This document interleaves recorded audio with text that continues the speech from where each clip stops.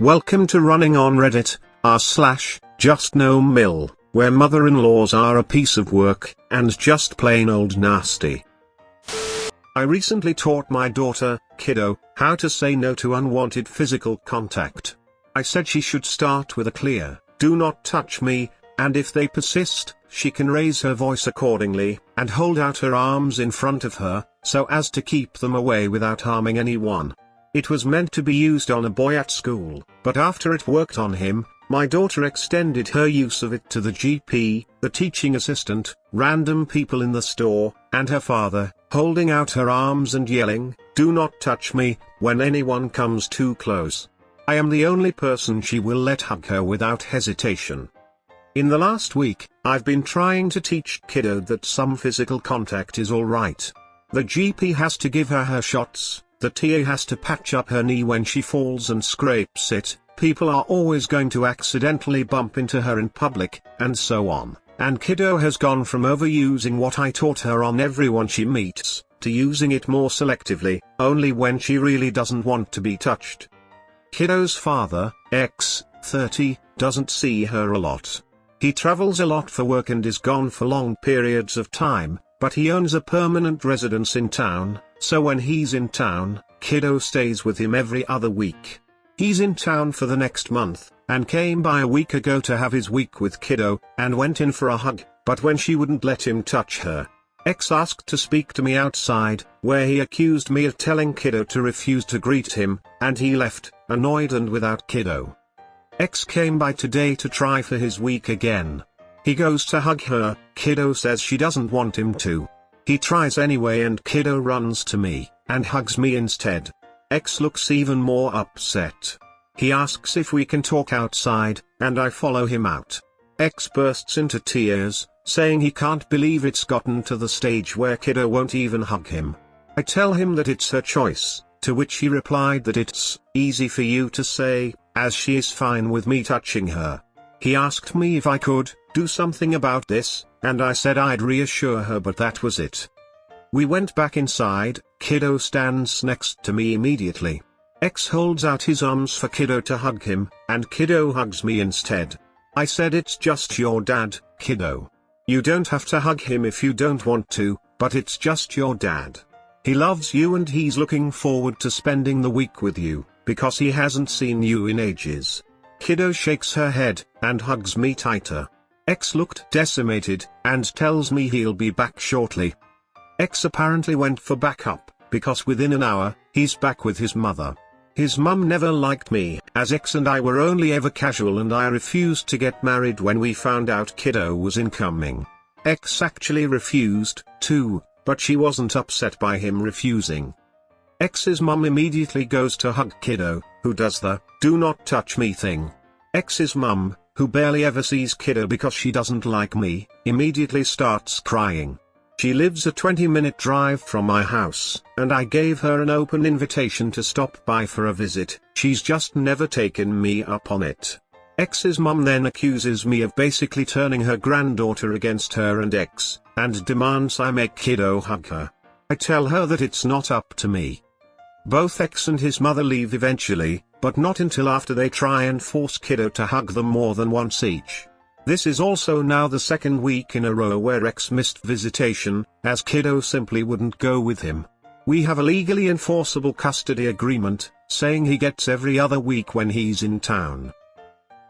Sounds like OP may have gone a little overboard in teaching Kiddo about personal space.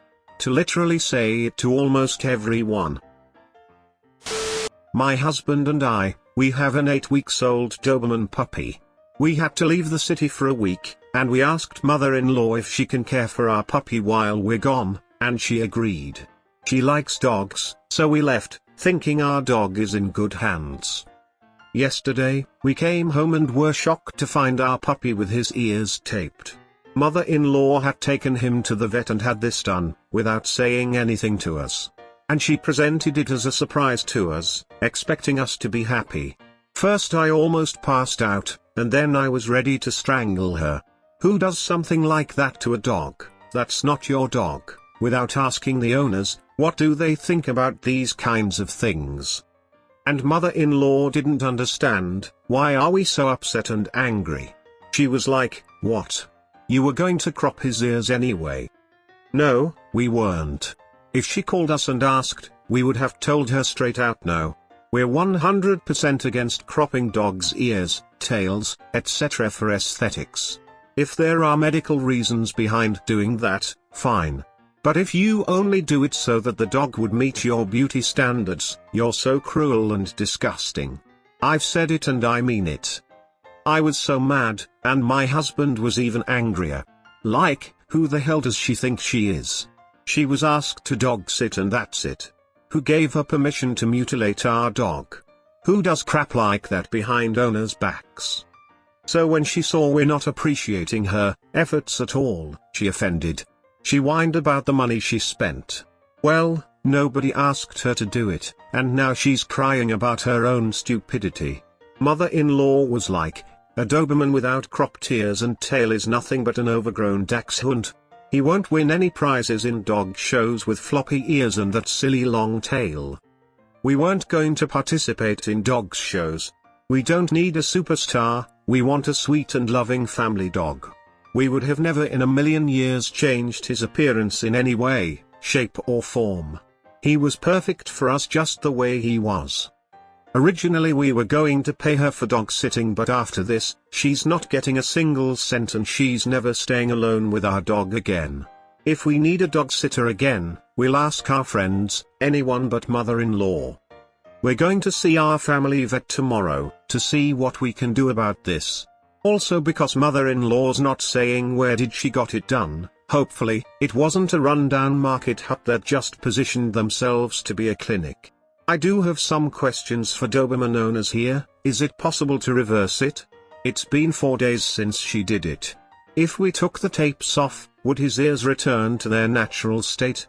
Or is the damage already done and it's better to let them grow upright? Please share if you have some experience.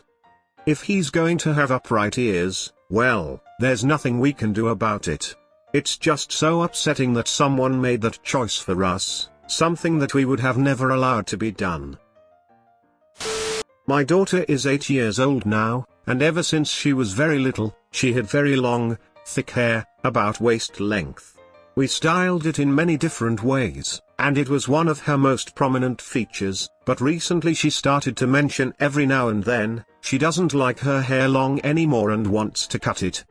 Since she wasn't asking us non-stop to go to a hair salon and cut it, we didn't pay much attention to it, because we know our daughter. She tends to change her mind quickly, one moment she likes something and the next she doesn't anymore, or the other way round. So we didn't take any immediate action, until yesterday evening. My husband and I were downstairs watching TV, when our daughter came from her room and stood before us with her hair short. She cut it herself and surely it wasn't the best haircut. One side was shorter than other, and there was a lot of hair on the front of her head, as if she was trying to give herself bangs or something. We weren't angry, of course, we all laughed because of how funny she looked, and then we took her to a hairdresser who fixed it properly, and now she has a cute little bob. Everything would be great if not mother-in-law. When she saw our daughter, she started to panic as if the end of the world had come.